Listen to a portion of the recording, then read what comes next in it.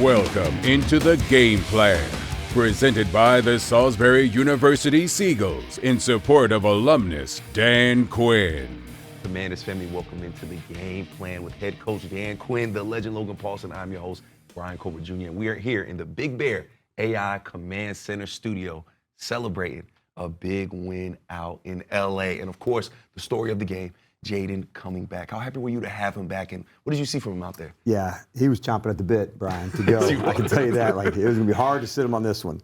But I really felt after the whole week of practice, a little bit the week before, that he really, had command of it. He had great velocity on the ball. I thought he made some great decisions, a couple throwaways, slides, and that was what I was wanting to see.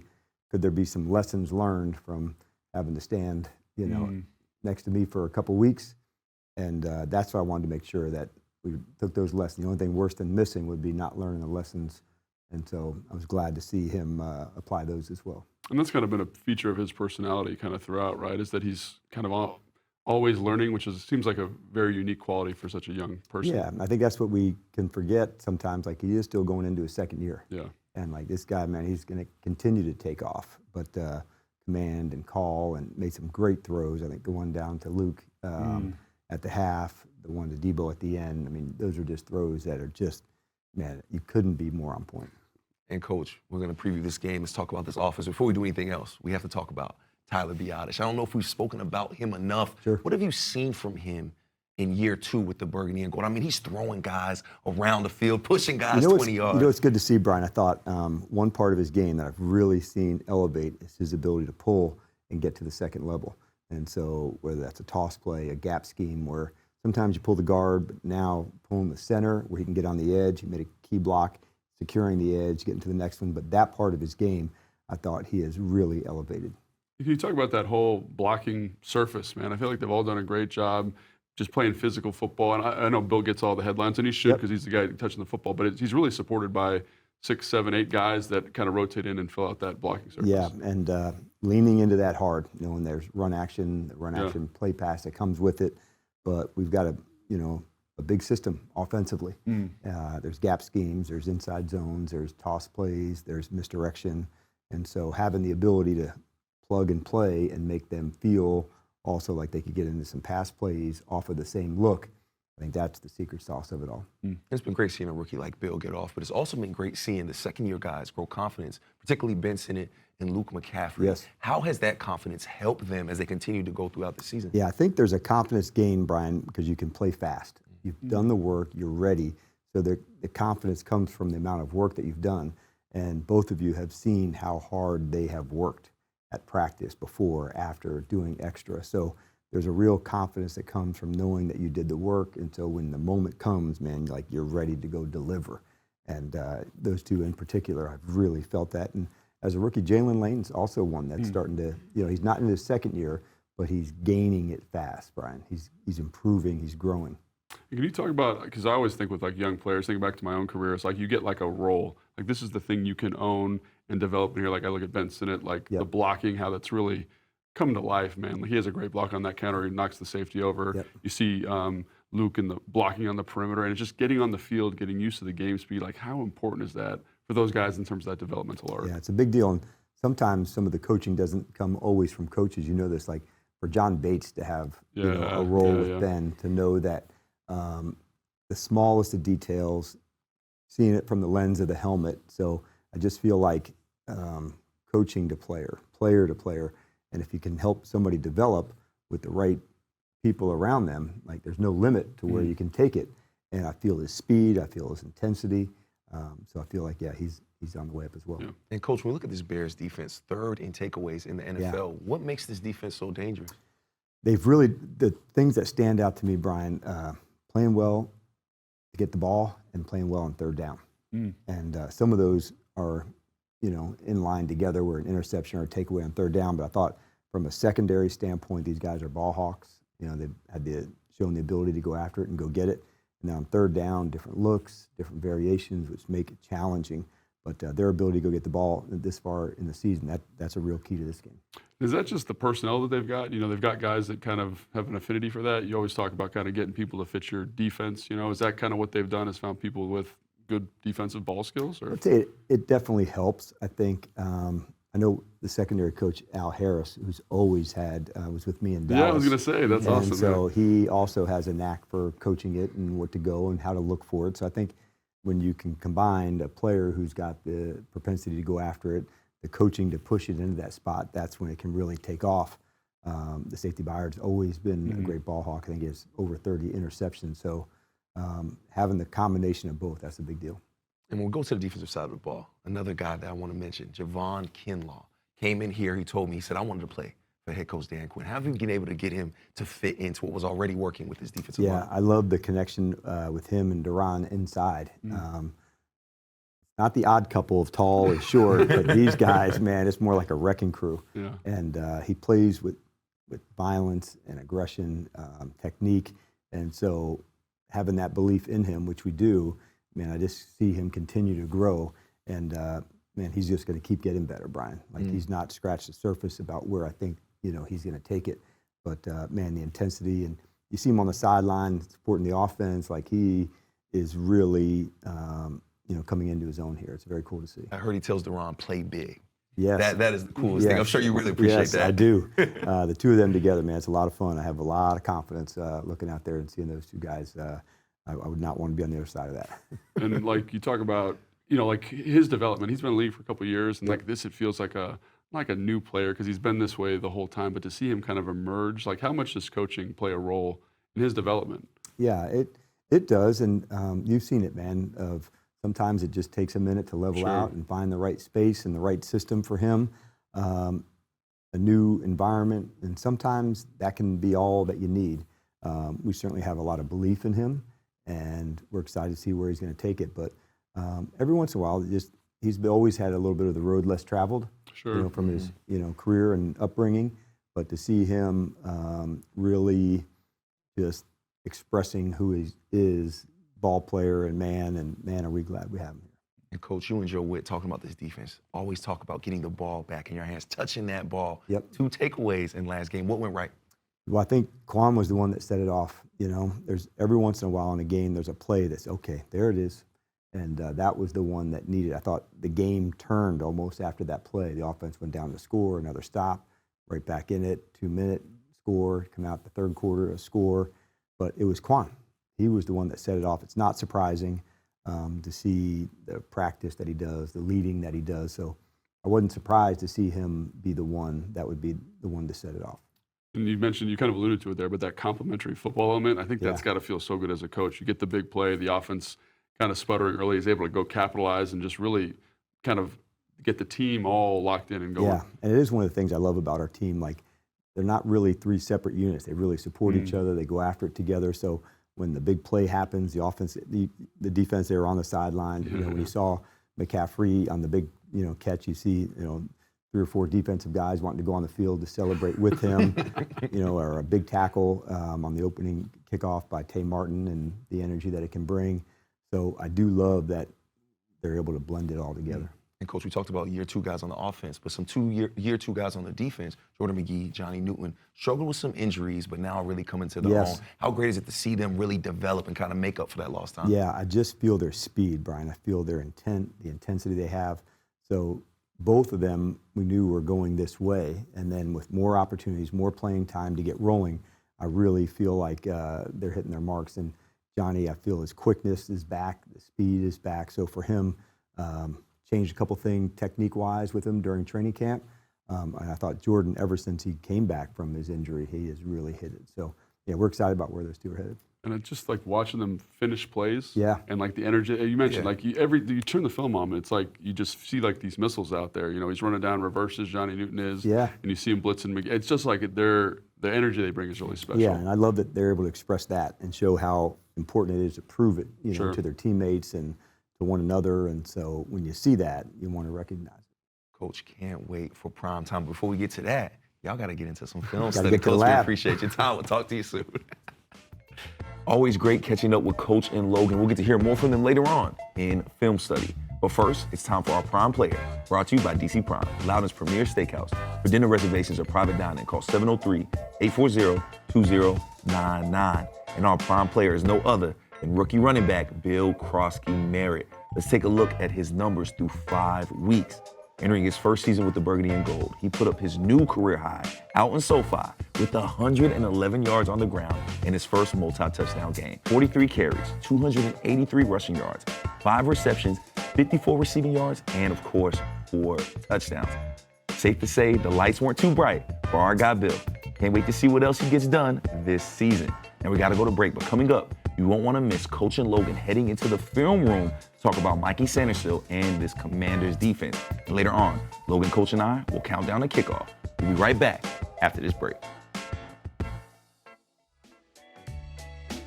The Game Plan is presented by the Salisbury University Seagulls in support of alumnus Dan Quinn. And by the Maryland Lottery Fast Play Games. Play fast, win fast today. Please play responsibly.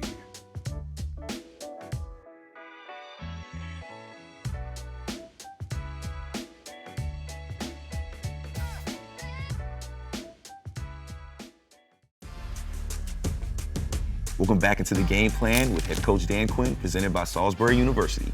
It's time for film studies, sponsored by Salisbury University Seagulls in support of alumnus Dan Quinn. Take it away, fellas.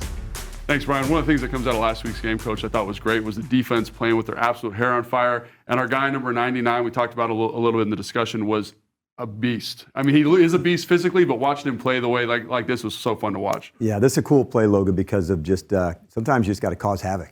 And cross face, it's a blitz where we're slanting to the tight end, and then as you go, then you can generate some power, work back up field. So it's lateral first, then working back up the field. The blitz is going to the tight end, and by creating the havoc and knocking things back, now you can see the rest of the defense join in, and anytime you can get 5, 6, 7 guys into the pile, get the runner's helmet going back to the other goal line, that's the goal. I just think about how disruptive he was throughout the game, but how it just kind of sets everything off, right? It puts everybody else in a good position to be successful. It's been a great addition, hopefully continues to develop. But yeah, I love the energy the team is playing with. It's a lot of fun to watch, right?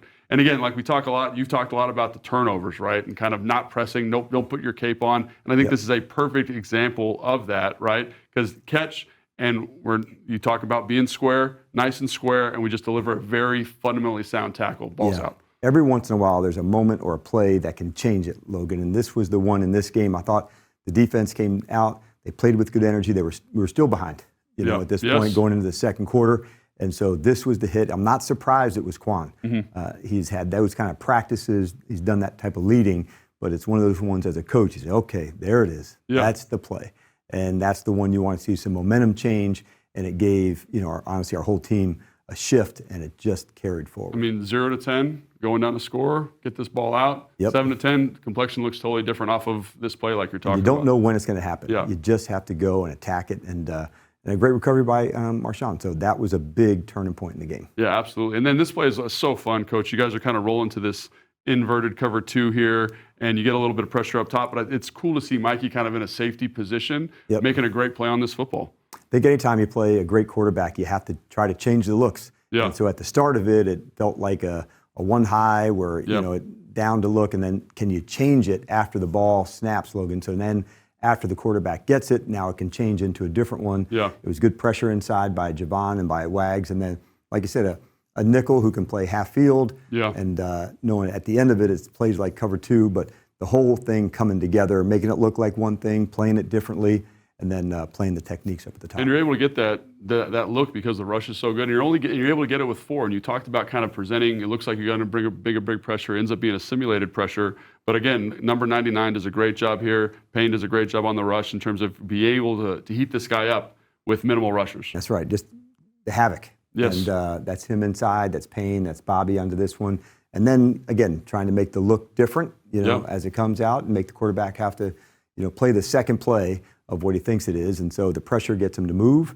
And then from there, good things happen. I think Joe Wood Jr.'s done a great job all season of knowing when to throw those certain pitches to offset the quarterback. It's been a lot of fun to watch. And then, Coach, this is like maybe my favorite two-play sequence, right? Because it's just guys getting after the football. McGee, Kinlaw here, getting downhill. Got to have it situation, right? Situational football. And to see them kind of come off and make this play is really fantastic. Yeah, and where goal line is and the run game and where it goes. And like linebacker play goes with playing square. Yes. And the best of the best can stay square and play it. And if you look at McGee on this one, his feet are under him. He's got great balance. And then there's no doubt what's going to happen after the guard comes to try to kick out Revo. He's playing square. He's getting downhill. Like, this has to go down. And I really have a lot of respect for the Chargers rookie running back. Not in on this one, but Hampton, I think, is an excellent player. He was a physical dude, Yes. and you guys putting hats on him. But yeah, he really brought it. And it's just cool to see, again, like in this moment when you got to have a play, right? Yes. I love that you talked about the technique. He's not straining. He's doing what you've talked about. Yes. He's being who he's supposed to be and ends up making the ball And, play. but just for any linebackers who watch, man, playing square, playing with leverage, that's what good linebacking play looks like. Yeah, so fun to watch. And again, this play is huge because it leads to maybe the most important play of the game. And I don't know how you feel about me saying that, because it's like it's the most important because it happened here, but it's a big play for sure. No, it's a big play for sure. And as you get closer down the red zone, we've talked in other days where down in the low red zone, there's been some man-to-man. This particular one is not. Yeah. And now there's quarterback vision where you can see Mike on the out route can now read the quarterback. And so as the receiver's right behind Mike, this is a specific route, that teams run down the red zone, and it's going to come out quickly. You've got to go have vision towards the ball. And Johnny Newton also did a nice job getting his hand up to tip it, but good tip to the players and to Joe, when to play man-to-man, when to play zone, and having the ability to do both down there. And the other thing I love about this play is last week on the show you said, hey, tips and overthrows where we get interceptions, right. and it's really interesting that this is the moment in the biggest play that happens here. So, Coach, can't wait to watch the defense get after it again this week. It's been so fun to watch. All right, thanks, Logan. Always learn a lot from Coach and Logan. Shout out to them in film study. But now it's time for our winning numbers, brought to you by Maryland Lottery. Please play responsibly. And our winning numbers this week are from defensive back, second-year guy, Mikey Sandersill. Now, over the past 2 weeks, the second-year defensive back, Mikey Sandersill, has picked up where he left off. Out in L.A., Mikey was the team's third leading tackler and had a pair of pass deflections. His goal line pick on Justin Herbert late in the fourth quarter changed the dynamic of the game. Now let's take a look at more of the upcoming competition.